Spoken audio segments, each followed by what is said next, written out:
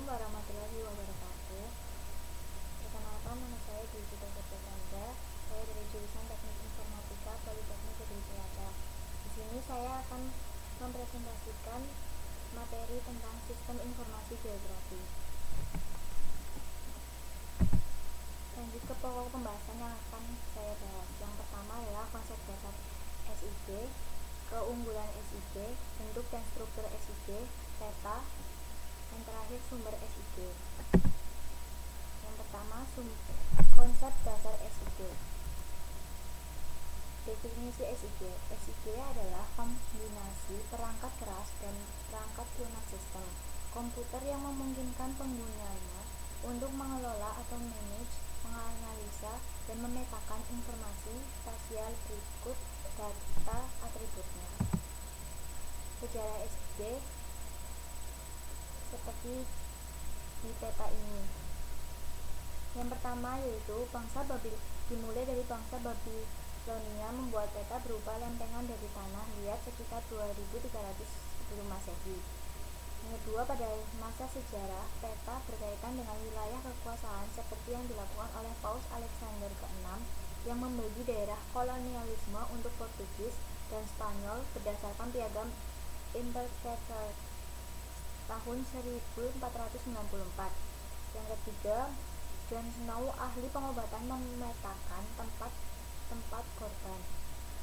Yang keempat, pada bulan September tahun 1954 terjadi wabah kolera yang menewaskan 500 orang pada area yang sama di London dalam waktu 10 hari. Yang kelima, hasil pemetaan memperlihatkan pada salah satu jalan di kota London adalah tempat awal terjadinya wabah. Yang keenam, tiap jalan di kota ini mempunyai saluran air yang berhubungan. Disimpulkan bahwa kolera berkembang di instalasi air kota. Seperti ini petanya. Selanjutnya, terdapat komponen SIG, subsistem SIG, dan bentuk dasar SIG. Komponen SIG yaitu perangkat keras, perangkat lunak, data dan informasi geografis, manajemen, dan SDM.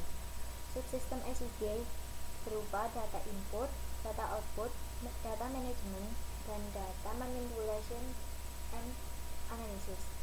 Bentuk data dasar. Data dasar ada dua, yaitu data spasial dan data atribut atau deskriptif. Cara kerja SIG. Yang pertama, mempresentasikan dunia nyata di atas komputer. Yang kedua, menggunakan peta dan unsur-unsurnya. Yang ketiga, informasi deskriptif. Unsur-unsur peta disimpan sebagai atribut-atribut di database atau tabel-tabel relasional. Yang keempat, unsur-unsur peta dan tabel saling berhubungan. Yang kelima, atribut-atribut bisa diakses melalui unsur-unsur peta dan sebaliknya. Perbedaan peta analog dan peta digital.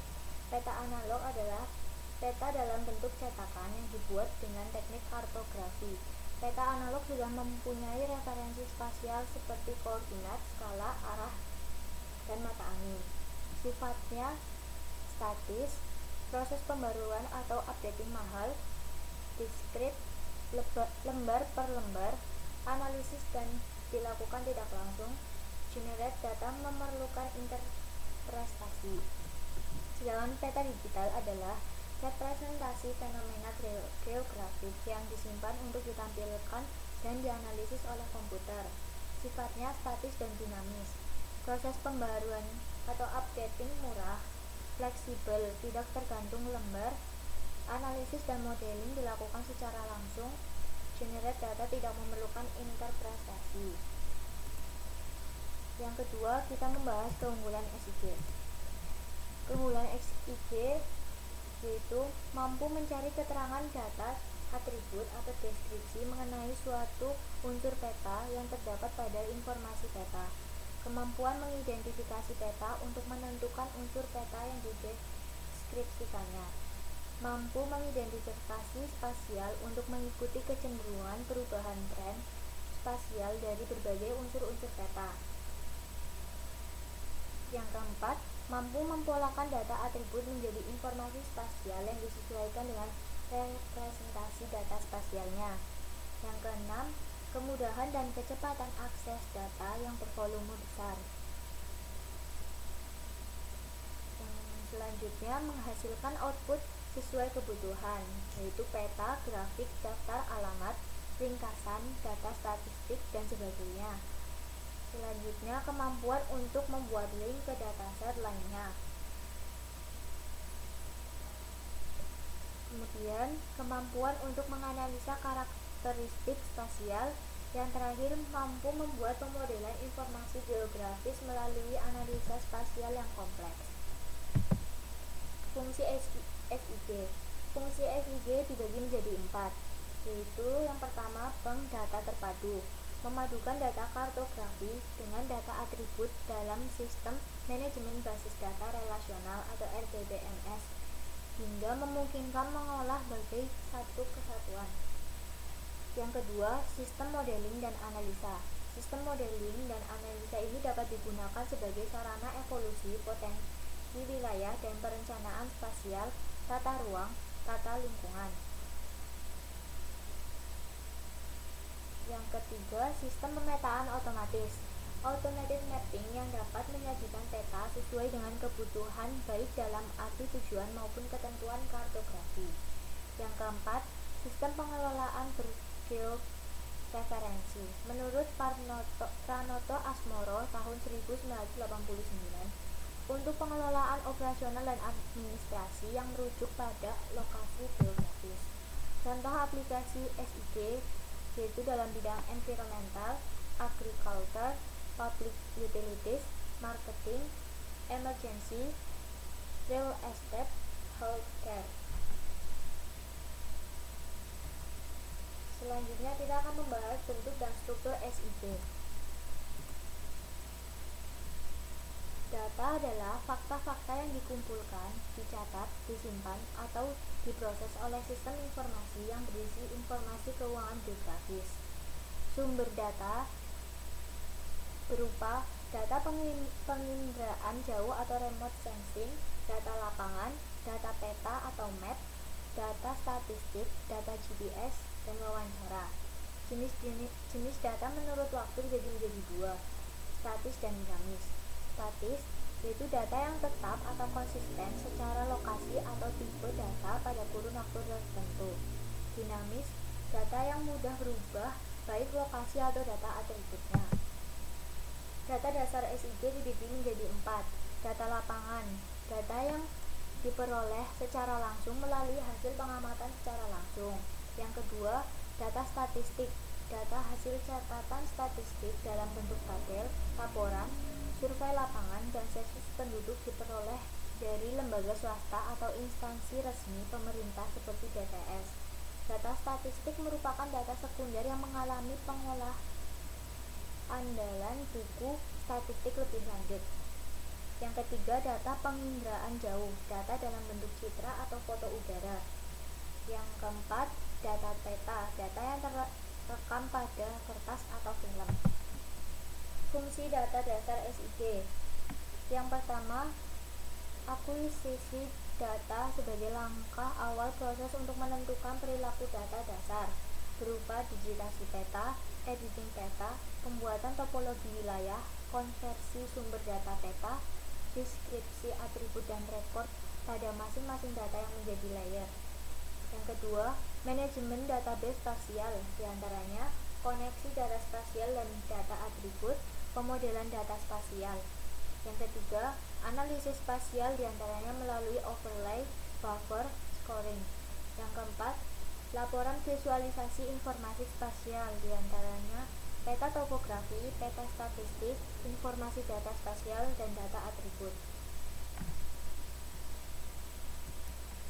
Selanjutnya kita akan membahas tentang peta. Peta adalah gambaran unsur fisik terpilih dari seluruh atau sebagian permukaan bumi dengan gambar simbol-simbol dengan skala dan bidang proyeksi tertentu. Manfaat peta. Secara umum manfaat peta yaitu untuk memberikan informasi suatu keberadaan, lokasi, jarak atau unsur-unsur di muka bumi, indikasi perbedaan ketinggian, dan tinggi suatu kenampakan serta macam permukaan bumi. Bawah ini merupakan peta topografi dan peta tematik. Jenis peta dibagi menjadi dua berdasarkan isi dan berdasarkan skala. Berdasarkan isi dibagi menjadi dua, yaitu peta rupa bumi atau topografi.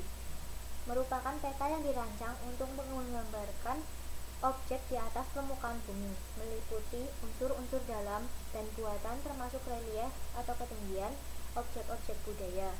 Peta tematik adalah peta yang digunakan untuk menggambarkan hubungan spasial dan pola hubungan antara informasi yang berkaitan dengan tema atau konsep tertentu. Data tematik yang disajikan dapat dalam bentuk kualitatif dan kuantitatif. Contohnya peta diagram dan peta distributif. Berdasarkan skala, yaitu peta kadaster memiliki skala antara 1:100 sampai dengan 1:5000. Contohnya hak milik tanah. Peta skala besar, yaitu peta yang memiliki skala antara 1 sampai banding 5000 sampai dengan 1:250.000. Contohnya peta topografi. Peta skala sedang, yaitu peta yang memiliki skala antara 1:250.000 sampai dengan 1:500.000. Contohnya peta kabupaten dan peta provinsi. Peta skala kecil, yaitu peta yang memiliki skala antara 1:500.000 sampai dengan 1:1.000.000. Contohnya peta provinsi Indonesia. Peta geografi, yaitu peta yang memiliki skala lebih kecil dari 1:1.000.000. Contohnya peta Indonesia dan peta dunia. Selanjutnya sumber SIG. Definisi sumber SIG menurut Pariono tahun 1994, SIG memerlukan data masukan agar berfungsi dan memberikan informasi geografis berbasis data spasial. Data spasial merupakan data keruangan. Jenis data yang merupakan mempresentasikan objek-objek geografi yang penyajian datanya secara keruangan. Jenis data ini disebut sebagai data posisi, koordinat, dan ruang. Dalam SIG, data spasial direpresentasikan dalam dua format, yaitu data raster dan data vektor. Data raster merupakan objek geografi direpresentasikan sebagai struktur sel grid yang disebut sebagai piksel.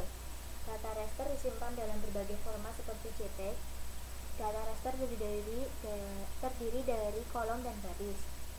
Data vektor merupakan struktur data yang digunakan menyimpan data spasial, terdiri dari titik, garis, dan poligon. Titik bisa digunakan sebagai lokasi posisi tower. Garis digunakan untuk menunjukkan perjalanan atau batasan daerah. Poligon menggambarkan sebagai danau. Data atribut. Data atribut atau deskriptif, data yang mensinkronkan data spasial dengan data atribut yang akan kita olah berupa tabel-tabel hasil pengamatan dari data spasial tersebut.